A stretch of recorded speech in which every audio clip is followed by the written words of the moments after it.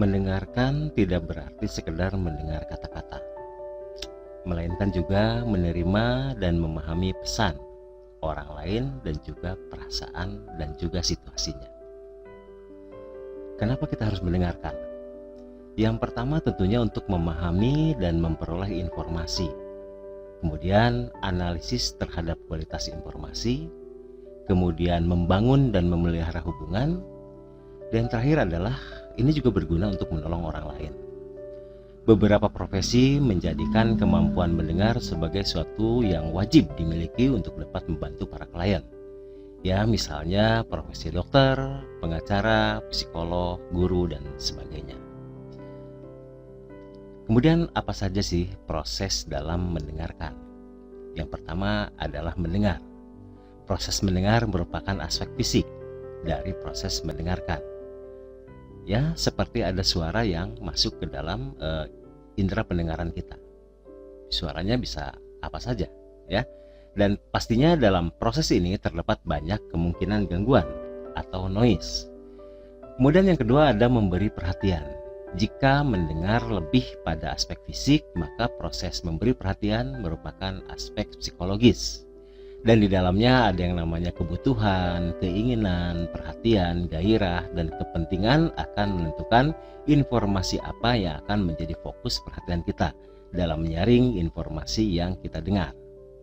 Jadi kalau dalam memberi perhatian, ini banyak sekali faktor yang menentukan kira-kira apa arti dari apa yang kita dengar. Kemudian yang ketiga ada faktor mengerti. Ini adalah faktor yang dapat mempengaruhi kemampuan seorang untuk dapat mengerti pesan atau informasi yang didengarnya. Untuk mengerti tentunya harus ada kesamaan bahasa dan juga pengetahuan yang memadai. Kemudian ada proses mengingat. Mengingat adalah kemampuan untuk mendapatkan kembali informasi yang telah kita terima dan telah kita pahami. Kemampuan ini dipengaruhi oleh beberapa faktor. Misalnya berapa banyak atau berapa kali informasi yang sama ini diulang. Kemudian berapa banyak informasi tersebut disimpan dalam otak, serta berapa lama informasi tersebut telah disimpan dalam otak. Kemudian yang kelima ada memberikan respon. Respon bukan hanya proses pada sisi penerima pesan, namun juga berpengaruh pada kualitas komunikasi bagi si pengirim pesan. Nah, dalam respon yang pertama ada istilah mendengarkan dengan diam. Jadi banyak alasan untuk tidak mengatakan sesuatu ketika mendengarkan. Antara lain mungkin kita sudah tidak ingin pembicaraan berlanjut atau bosan karena sudah mendengarkan cerita tersebut berulang kali. Jika kita memberikan respon verbal, si pembicara akan terdorong untuk melanjutkan ceritanya. Mendengarkan dengan diam juga digunakan ketika kita mengharapkan orang lain untuk menyampaikan ide-idenya, atau pada kondisi di mana kita berada pada suatu seminar, kuliah di kelas, atau mungkin sedang di ruang ibadah. Respon kita berikan dalam bentuk nonverbal seperti ekspresi wajah atau respon nonverbal lainnya. Kemudian yang kedua ada mengajukan pertanyaan. Beberapa alasan untuk mengajukan pertanyaan. Yang pertama adalah untuk memperjelas makna, ya. Bertanya itu adalah untuk memperjelas makna. Kemudian mendapatkan konsep, perasaan, keinginan, dan juga yang lainnya. Kemudian yang ketiga mendorong berbicara lebih lanjut. Kemudian mendorong pencarian lebih lanjut dan juga mendapatkan informasi yang lebih detail. Kemudian menyampaikan pesan. Tidak semua pertanyaan dimaksudkan untuk mendapatkan tambahan informasi. Beberapa jenis pertanyaan berikut ini sifatnya lebih kepada ingin menyampaikan pesan dari si penerima. Yang pertama bisa jadi pertanyaan yang meminta konfirmasi kepada pembicara. Pertanyaan jenis ini biasanya hanya mengharapkan konfirmasi dari pihak pembicara dan tidak mengharapkan tambahan informasi lainnya. Jawaban untuk pertanyaan jenis ini umumnya adalah ya atau tidak, benar, salah, atau jawaban lain yang sudah diarahkan dan diharapkan oleh yang mengajukan pertanyaan.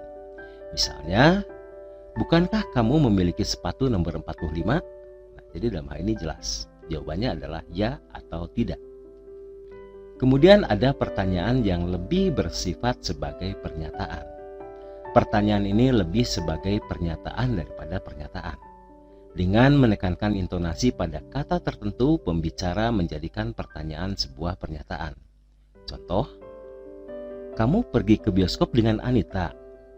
Jadi dalam hal ini, pembicara menekankan kata Anita dengan menggunakan intonasi yang lebih tinggi atau lebih rendah dari frase kalimat yang lainnya.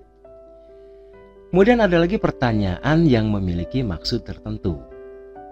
Pertanyaan jenis ini pada intinya tidak mengharapkan suatu informasi, tetapi lebih kepada maksud seseorang yang mengajukan pertanyaan untuk sesuatu yang mengikuti pertanyaan tersebut. Misalnya, pertanyaan, kamu sedang sibuk atau tidak? Jika dijawab dengan tidak, mungkin penanya akan melanjutkan maksudnya. Misalkan, tolong bantu saya untuk menyelesaikan pekerjaan ini ya. Dan jika dijawab ya sibuk, mungkin ada maksud lain dari si penanya. Jadi kalau pertanyaan seperti ini memang serba salah ya. Bagaimana kita akan meresponnya ya? Jawab ya atau tidak sama saja. Jadi karena si penanya itu pasti akan melanjutkan kepada maksud yang sebenarnya. Kemudian pertanyaan yang mengharapkan jawaban tertentu atau jawaban yang diharapkan. Pertanyaan jenis ini mengharapkan jawaban tertentu yang diinginkan oleh penanya dan umumnya sudah bercampur dengan persepsi yang dimiliki oleh penanya. Contoh, pertanyaan seorang istri kepada suaminya. Sayang, menurut pendapatmu apakah saya sudah kelebihan berat badan? Ayo, kira-kira kalian mau jawab apa?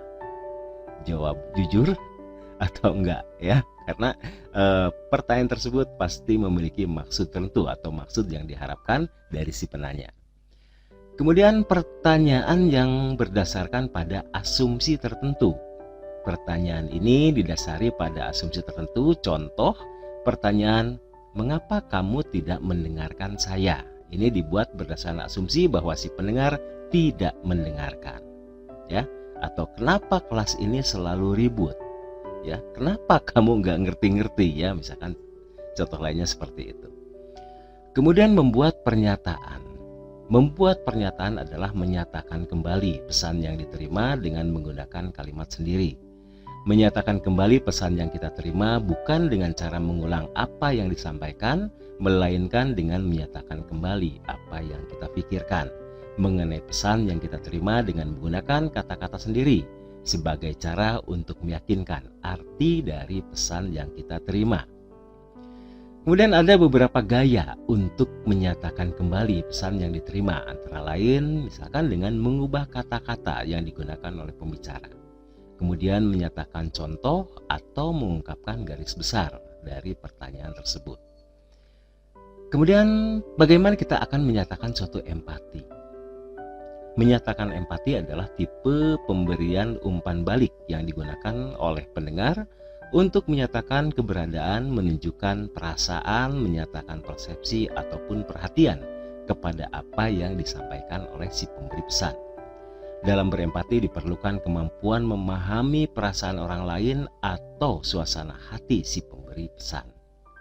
Karena mungkin saja kadang dengan maksud berempati, penerima pesan justru tidak memberikan empati jika ia mengabaikan perasaan orang yang menyampaikan pesan, atau tidak memperdulikan suasana atau situasi yang ada, atau juga memiliki kecenderungan untuk mempertahankan diri. Oke, kemudian memberikan dukungan. Ini adalah respon dengan memberikan dukungan dengan cara menyatakan rasa solidaritas terhadap situasi yang dihadapi oleh si pembicara.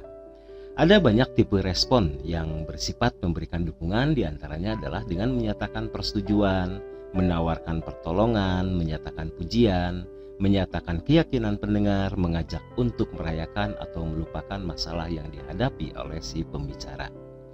Kemudian respon selanjutnya adalah melakukan analisis. Pada jenis respon ini penerima pesan menafsirkan pesan yang disampaikan oleh si pembicara. Penafsiran kadang efektif untuk memberikan alternatif lain dengan mengartikan atau memahami masalah yang dihadapi oleh si pembicara. Respon selanjutnya adalah melakukan evaluasi. Bentuk evaluasi ini lebih kepada memberikan simpulan, baik berupa persetujuan, kesepakatan, atau memberikan penilaian terhadap apa yang telah disampaikan oleh pembicara, atau dapat juga berupa penilaian negatif serta kritik yang bertujuan untuk meningkatkan kebaikan pada masa yang akan datang. Kemudian memberikan pendapat. Respon dalam bentuk memberikan pendapat akan sangat efektif dan dapat menolong orang jika memang ada permintaan dari pembicara untuk memberikan pendapat.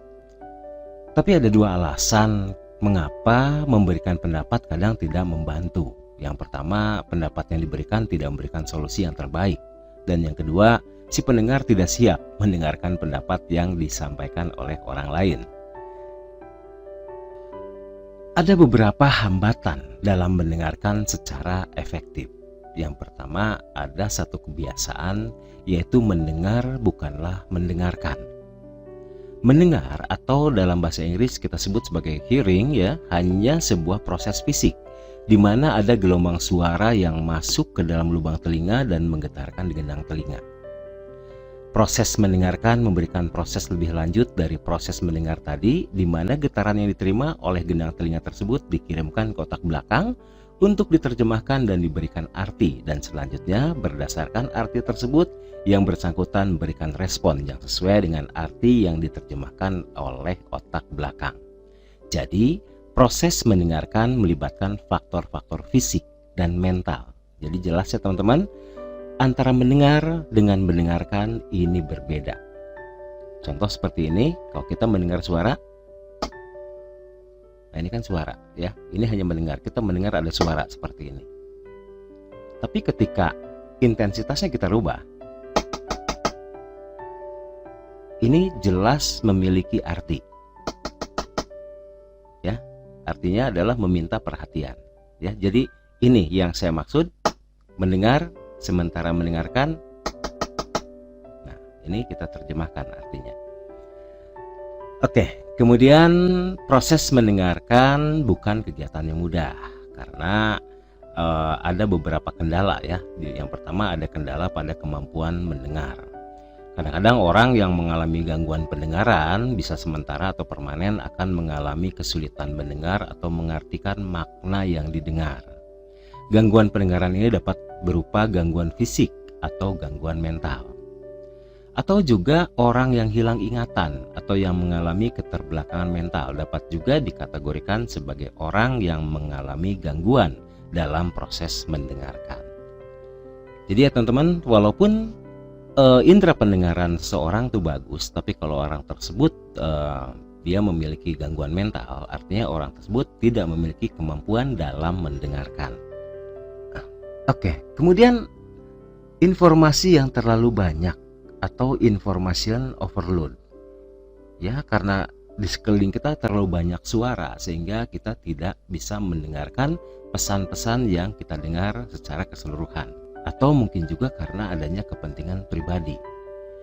Adanya kepentingan pribadi kadangkala dapat mengganggu cara kita menerima informasi yang disampaikan. Kepentingan pribadi ini mengakibatkan kita tidak menerima pesan yang dikirimkan, atau kalaupun menerima ada kemungkinan pesannya salah atau tidak sesuai dengan maksud si pengirim pesan. Ya, misalkan seorang ini memikirkan suatu kepentingan tertentu, katakanlah dia lapar ya, maka yang dia pikirkan adalah makanan, sehingga informasi yang lain dia tidak bisa mendengar.